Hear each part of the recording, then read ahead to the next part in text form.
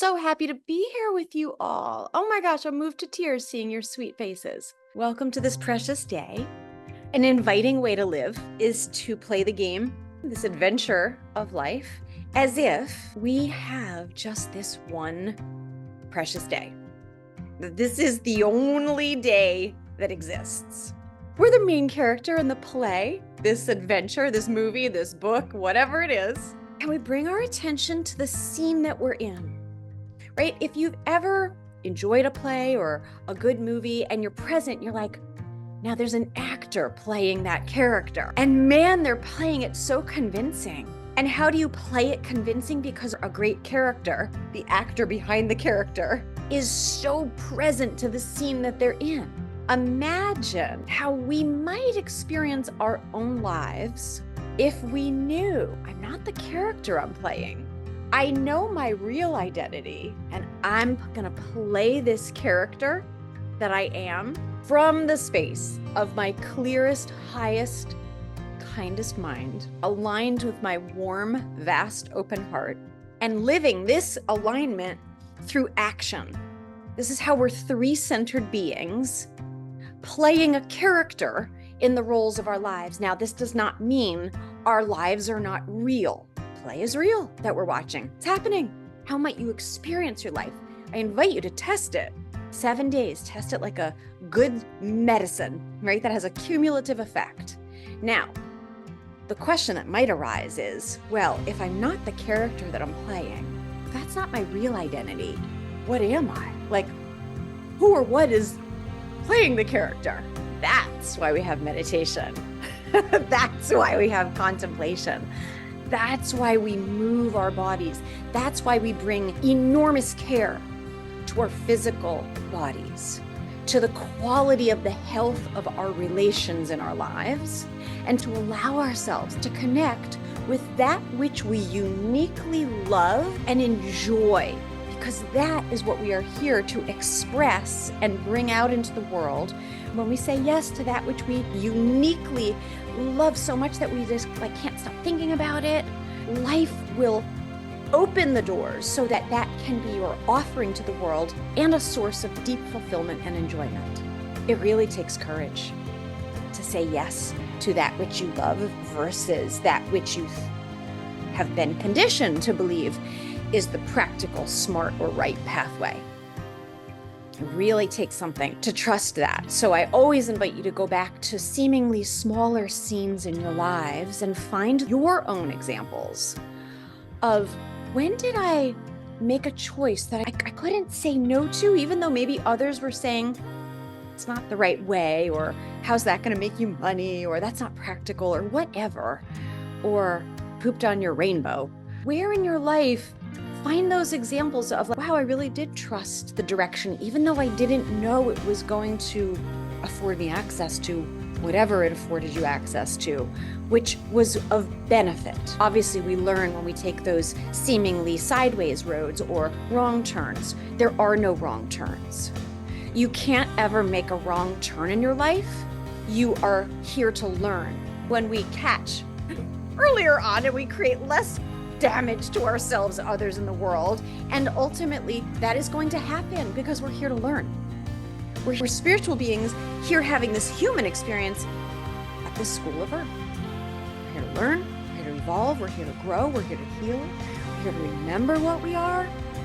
And in that remembering, when we get those glimmers of what we really are, we can start to and relax more.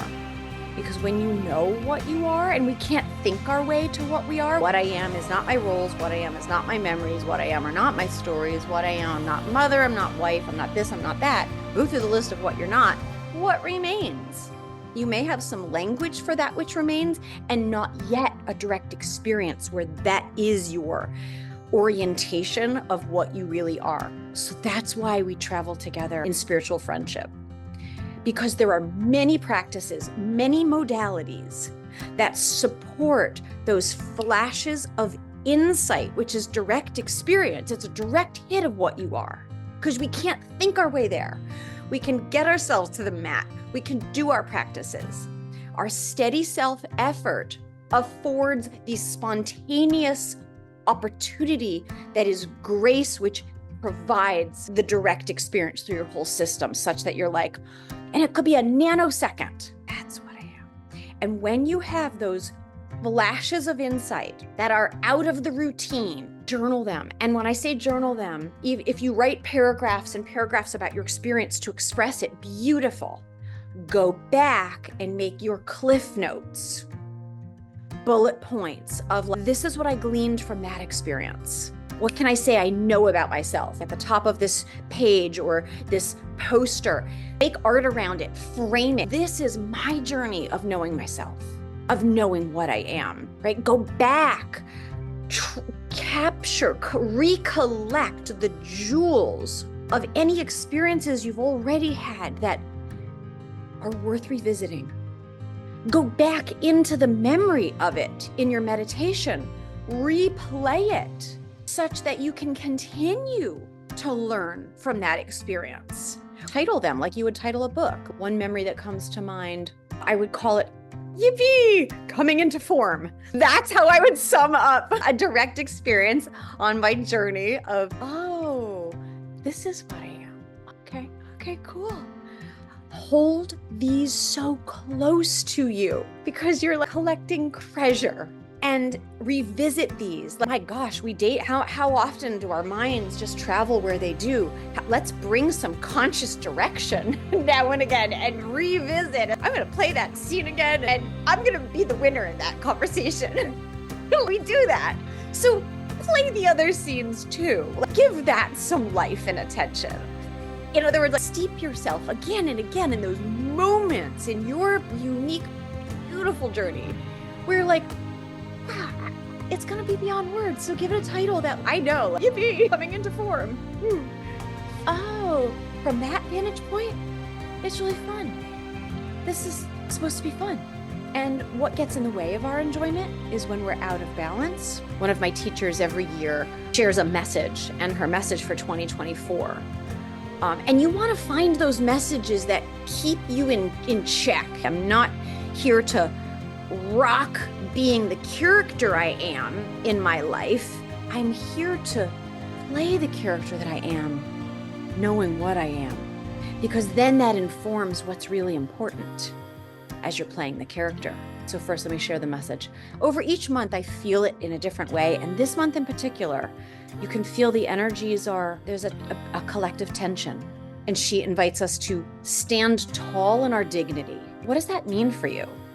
When you think of that, wow, when you're in your dignity, you're coming from that place of, if I don't know what I am yet, then I'm going to stand tall in myself and open, be available, keep declaring I'm available. Continue to show me what would have me deepen in my own experience of my dignity, or what barriers exist within myself such that I don't know yet what it means to stand tall in my dignity. And help me, I'm paying attention. So that's number one, stand tall in your dignity. Be open to grace. Be perpetually open to grace. Be open to grace that enters you where it already lives.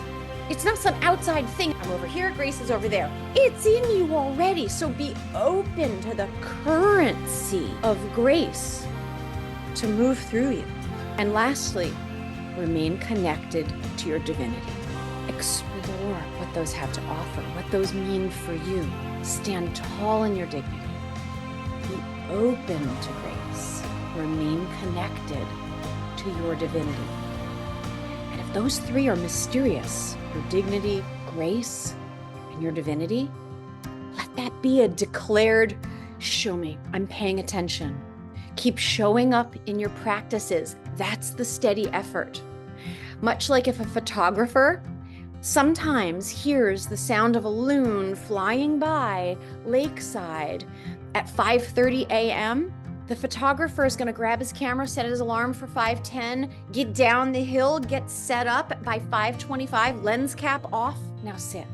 You may have a direct experience of the loon. You may not. Odds are good though. If you show up at certain places and wait for grace, it happens, right? So find those times in your lives where you can say, I kept showing up, my steady self-effort. That's where we have control, we have say.